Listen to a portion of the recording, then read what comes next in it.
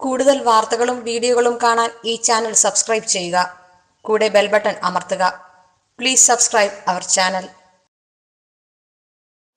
നമസ്കാരം എല്ലാ മാന്യ പ്രേക്ഷകർക്കും ജ്യോതിഷ വിശ്വാസികൾക്കും എന്നെ ഇഷ്ടപ്പെടുന്നവർക്കും നിസ്സീമമായ സ്വാഗതം. ഒരുപാട് അമ്മമാര് വിളിച്ചു ചോദിച്ച് ഒരു ചോദ്യമാണ്, പ്രഥമ ആർത്തവം ഒരു കന്യക ഋതുവായാൽ, ആദ്യമായിട്ട് ഋതുവായാൽ ആചാര്യന്മാർ ജ്യോതിഷപ്രകാരം എന്തൊക്കെയാണ് ഫലം എന്ന് ചോദിക്കുകയുണ്ടായി. അതിന്റെ അടിസ്ഥാനത്തിൽ നമ്മുടെ കേരളമല്ലാതെ തമിഴ്നാട്ടിലൊക്കെ ഇത് ഉത്സവം പോലാണ് കൊണ്ടാടുന്നത്, ഒരു വിവാഹം പോലാണ് കൊണ്ടാടുക. വയസ്സറിയിച്ചു എന്ന് പറയുന്നു അല്ലേ? അങ്ങനെയൊക്കെ ഓരോ ദിക്കുകളിലും ഓരോ നാട്ടിലും ഓരോരോ പേരുകളിലാണ് ഇത് അറിയപ്പെടുന്നത്. അപ്പൊ അത് കൊണ്ടാടുന്നവരുണ്ട്, അതിനൊരു പ്രമാണമുണ്ട്. പഴയ കാലത്ത് ആൾക്കാർ പറയുന്നതായിട്ടുള്ള ഒരു പ്രമാണമുണ്ട്. മുത്തശ്ശിമാരൊക്കെ പറയുന്നത് വീട്ടേക്കെടുക്കും പതിയോട് പുണർന്നിരിക്കും ഓരോ ദിവസങ്ങളുടെ ഫലമാണ്. ഓരോ ദിവസഫലമുണ്ട്, ഓരോ തിഥിഫലമുണ്ട്, ഓരോ നക്ഷത്ര ഫലമുണ്ട്, ഓരോ കരണഫലമുണ്ട്, വാരഫലമുണ്ട്.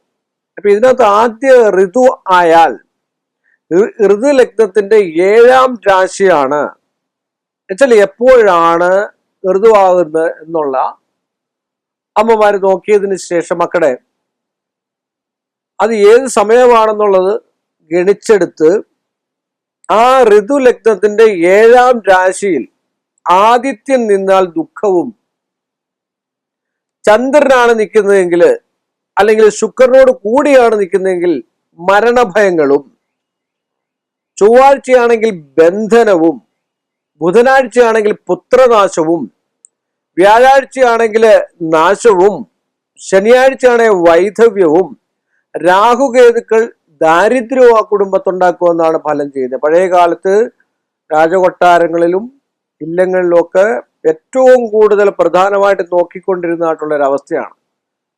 അങ്ങനൊക്കെ ഉണ്ടായാൽ അതിനൊക്കെയുള്ള പരിഹാരം ചെയ്തു കഴിയുമ്പോൾ ആ കുടുംബത്തിന് ഐശ്വര്യവും സമ്പൽ സമൃദ്ധിയും ഒക്കെ ഉണ്ടാകാവുന്നതാണ് പറയപ്പെടുക.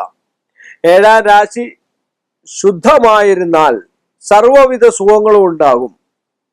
അതുപോലെ പ്രഥമ ആർത്തവ സമയത്ത് രജസ് താൻ തന്നെ കണ്ടാൽ ദുഃഖവും, സുമംഗലി കണ്ടു കഴിഞ്ഞാൽ മംഗല്യവർദ്ധനവും, വിധവ കണ്ടാൽ വൈധവ്യവും, ദാസി കണ്ടാൽ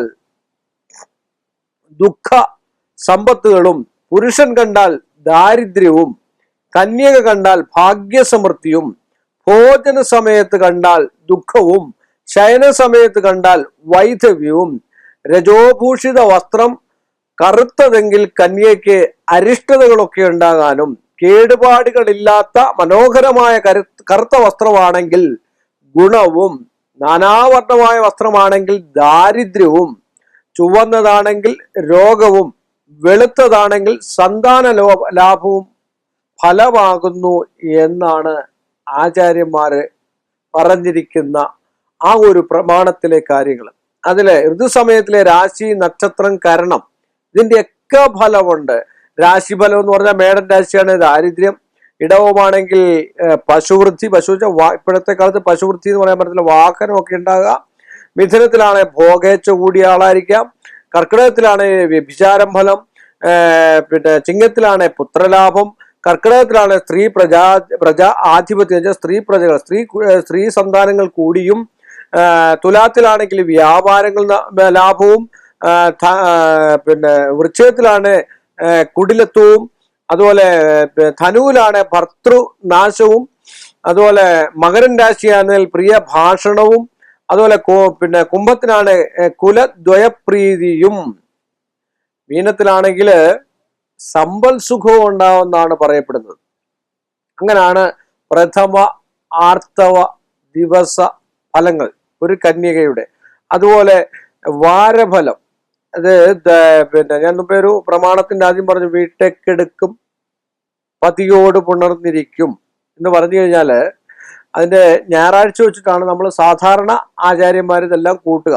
അതുപോലെ ഞായറാഴ്ച ദിവസമാണെങ്കിൽ ദുരാചാരം ഫലമെന്നാണ് പറയപ്പെടുക. അതുപോലെ തിങ്കളാഴ്ച ദിവസമാണെങ്കിൽ പാതിവൃത്യം ഫലമെന്നാണ് പറയുക. ചൊവ്വാഴ്ച ദിവസമാണെങ്കിൽ ദുഃഖം ഉണ്ടാവുമെന്നാണ് പറയപ്പെടുക. ബുധനാഴ്ചയാണെങ്കിൽ പുത്രലാഭം ഉണ്ടാവുമെന്നാണ് പറയുന്നത്. വ്യാഴാഴ്ചയാണെങ്കിൽ അർത്ഥസിദ്ധിയും ധാന്യ ഐശ്വര്യാദികൾ ഉണ്ടാകും എന്ന് പറയുന്നു. അതുപോലെ തന്നെ വെള്ളിയാഴ്ചയാണെങ്കിൽ സൗഭാഗ്യം ഗുണമാണ്. ശനിയാഴ്ചയാണെങ്കിൽ സർവനാശവും ഫലം.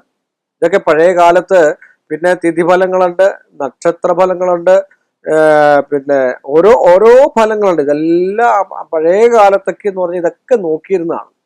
ഇന്നത്തെ കാലത്ത് നോക്കുന്ന ഒരുപാടുണ്ട്. ഒരുപാട് അമ്മമാരെ വിളിച്ച് ചോദിച്ചുകൊണ്ടാണ് ഈ ഒരു സെഗ്മെന്റ് ചെയ്ത്.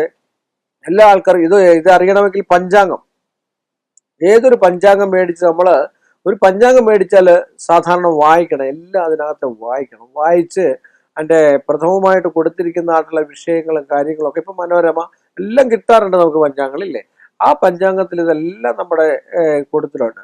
അപ്പൊ അതനുസരിച്ചിട്ട് ഏത് ലഗ്നത്തിലാണ് പിന്നെ രജസ് അല്ലെങ്കിൽ കണ്ടത്, ആ സമയം ആ ലഗ്നം ഗണിച്ചിട്ട് ആ കബഡി വെച്ച് നോക്കിയതിന് ശേഷം അത് നമുക്ക് സായത്വമാണോ കൃത്യമാണോ എന്നൊക്കെ കൃത്യമാണോ എന്ന് അറിഞ്ഞതിന് ശേഷം മാത്രം അതിന് പരിഹാരങ്ങൾ ചെയ്ത് കണ്ടു കഴിഞ്ഞാൽ ഇങ്ങനെ ദുരിതങ്ങളുള്ളതെല്ലാം മാറിക്കിട്ടി ആ കുടുംബത്തിൽ ഐശ്വര്യവും സമ്പൽ സമൃദ്ധി അഭിവൃദ്ധിയും ഒക്കെ ഉണ്ടാകാമെന്ന് പറഞ്ഞുകൊണ്ട് ഈ ഒരു എളിയ മനുഷ്യന്റെ ഒരു ചെറിയ എപ്പിസോഡിലൂടെ ഞാൻ അവസാനിപ്പിക്കുന്നു.